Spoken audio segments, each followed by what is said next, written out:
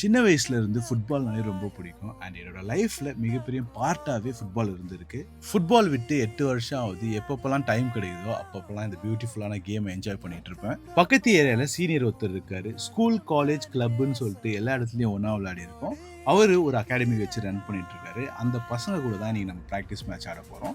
நாங்க சண்டே விளையாடுறதுனால நாங்களும் ஒரு சின்னதா ஒரு டீம் வச்சிருக்கோம். கடைசியா ஃபுட்பால் ஆடி 1 மாசம் கிட்ட ஆகுது. ரீசெண்டா மலேசியா போயிட்டு வந்தேன். திரும்பி வந்தா பக்காவா நம்மளுக்கு ஜெர்சிலாம் அடிச்சு வச்சிருந்தாங்க. போட்டு பார்த்தா சுத்தமா நம்மளுக்கு ஜெர்சிலாம் பத்தல. வெயிட் பயங்கரமா போட்டுக்கிறேன். கைய கால ஆட்டி லைட்டா வார்ம் அப் ஸ்ட்ரெச்சிங்லாம் பண்ணலாம்னு பார்த்தேன். மூச்சு பயங்கரமா வாங்குது. ஃபிட்னஸ் லெவல் 0ல இருக்கு. அப்படி இப்படின்னு வார்ம் அப் பண்ணி ஒரு வழியா மேட்சை ஸ்டார்ட் பண்ணியாச்சு. ஃபர்ஸ்ட் 10 நிமிஷம் பசங்க பெரட்டி எடுத்துட்டாங்க. வேற லெவல் டச்சு. எல்லாம் ஸ்கூல் படிக்கிற பசங்க சூப்பரா ரெடியா இருக்காங்க. பயங்கரமா விளையாடுறாங்க. ஒரு டச்சா இருக்கட்டும், ஒரு டர்னா இருக்கட்டும், செம்ம ஸ்கில்ஃபுல்லா இருக்காங்க.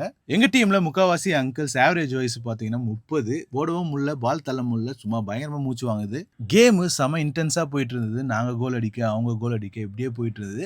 நம்ம கோல் கீப்பர் பிச்சு விட்டா போல. அண்ட் நானும் ஸ்லைடிங் டேக்கிள் போட்டு 8 வருஷம் கிட்ட ஆகுது. லைட்டா ட்ரை பண்ணி பார்த்தேன். அண்ட் பக்காவா இன்னும் ஸ்டஃப் இருக்கா போல. ஸ்டார்டிங்ல இருந்து கடைசி வரைக்கும் செம இன்டென்ஸா போன மேட்ச்ல 6-5ன்னு சொல்லிட்டு நாங்க வின் பண்ணிட்டோம். அண்ட் சின்ன பசங்க, ஸ்கூல் பசங்க, காலேஜ் பசங்க எல்லாம் ஃபுட்பால் ஆட சொல்ல ரொம்ப ஆசையா இருக்கும்.